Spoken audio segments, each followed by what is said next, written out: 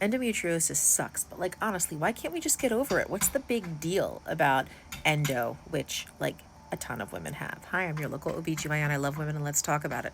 So, what you need to understand is that endometriosis is part of one organ being located where it should not be. And you're like, well, what does that mean? So, the inside lining of your uterus, where you make a lining every single month, it is made of the endometrium. It is made of the cells that are inside the lining that grow, don't catch a baby, and then every month they should kind of like fall off. And there's kind of like a layer that generates them every single month.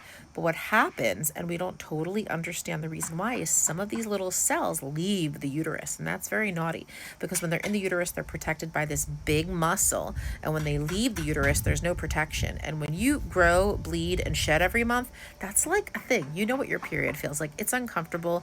It makes you feel crummy. And that's when it's like contained inside of a big, thick uterine muscle that's kind of protecting the atomic bomb of your uterus. So what happens is when these little cells implant, which is what we call them, elsewhere, it is like nuts. So these little cells leave the uterus and they can land outside the uterus, on the tubes, on the ovaries, in front of your bladder, on your rectum. They can land on your intestines. They can land on your diaphragm.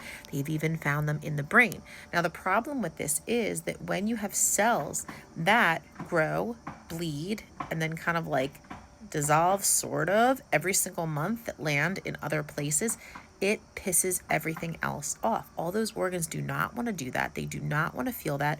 So your system starts to kind of like attack and get inflamed and get angry. So it's kind of like always on fire every single month and leading to pain, bloating, infertility, and all the crap you don't want to feel.